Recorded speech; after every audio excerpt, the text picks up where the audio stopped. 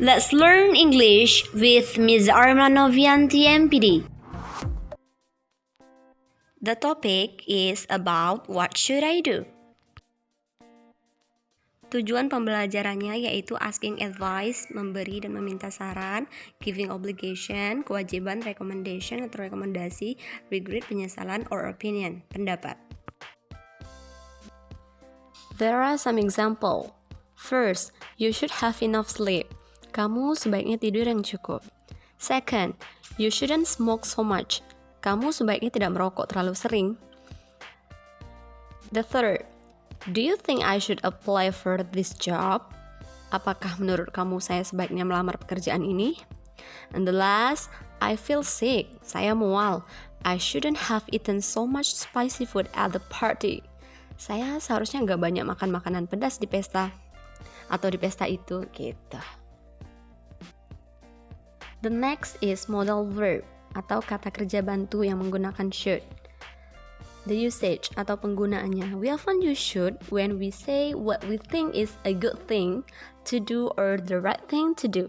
Jadi kita biasa menggunakan should ketika kita ingin mengatakan apa yang kita pikirkan itu bagus atau benar untuk dilakukan.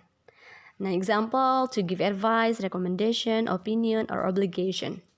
Contohnya, the government should do something about the economy.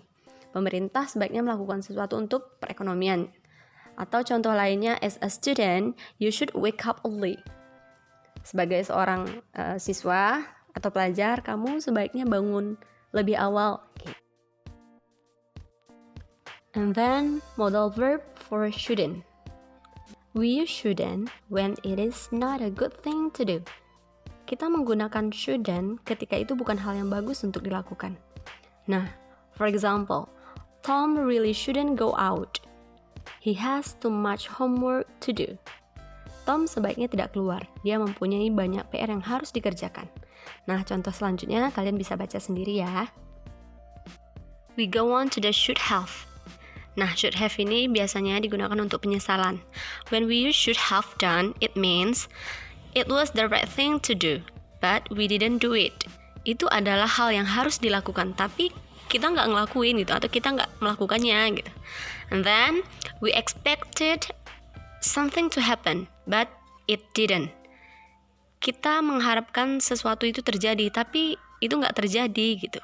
Nah, example, Henry should have finished his work 2 days ago.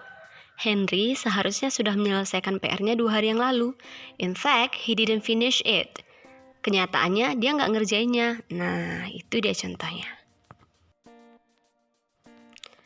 Next, should versus must versus had better. Nah, should is not as strong as must. Should itu nggak sekuat must gitu. Example, you should stop smoking. Kamu sebaiknya berhenti merokok. Nah, sedangkan kalau must, example-nya, you must stop smoking. Kamu harus berhenti merokok. Nah, itu dia perbedaannya. Jadi must itu lebih kuat penekanannya. And then, should and had better are commonly used in giving advice. Should dan had better pada umumnya digunakan untuk memberikan saran ataupun nasihat. For example, I think you should take more exercise, or I think you had better do more exercise.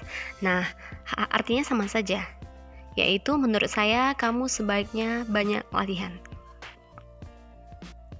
Next, pattern atau pola. Bisa juga disebut dengan rumus ataupun formula. Nah, ini patterns untuk yang should. Untuk afirmatifnya atau kalimat positifnya, subject plus should plus verb 1. Contoh, subjeknya I, ditambah should, ditambah verb satunya go. Contohnya berarti, I should go. Nah, untuk negatifnya, subject plus should not or shouldn't plus verb 1. Subjeknya, contoh, you, ditambah should not atau shouldn't, ditambah verb satunya apa? Go, misalnya jadinya you shouldn't go. Terakhir interrogatif ataupun bentuk tanya. Patternnya should plus subject plus verb 1. Jadi should-nya ditaruh di depan. Contoh, should I go. Selanjutnya patterns for should be. Nah, yang should be ini harusnya kita melakukan suatu pekerjaan itu tapi tidak kita lakukan. Contohnya untuk afirmatif atau kalimat positifnya, subject plus should plus be plus verb ing. Seperti I should be studying. Saya seharusnya sedang belajar sekarang, tapi kenyataannya nggak belajar gitu. Nah, untuk negatif, patternnya subject plus should not atau shouldn't plus be plus verb ing. Contoh kalimatnya, I shouldn't be studying. Terakhir, interrogatif. Patternnya should plus subject plus be plus verb ing. Bentuk kalimatnya, contoh kalimatnya, should I be studying? After that, patterns for should have. Nah, kalau should have ini biasanya digunakan untuk penyesalan. Nah, untuk kalimat affirmative atau kalimat positifnya, patternnya subject plus should plus have plus verb 3. Contoh kalimat, I should have called him. Yang artinya saya seharusnya menelpon dia. Nah, tapi kenyataannya saya tidak menelpon dia gitu. Untuk kalimat negatif, patternnya subject plus shouldn't or should not plus have plus verb 3. Contoh kalimatnya, I shouldn't have called him.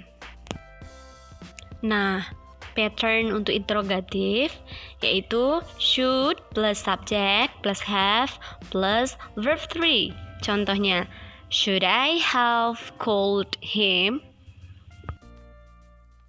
Okay, that's all about today. Thank you. Assalamualaikum warahmatullahi wabarakatuh. Bye.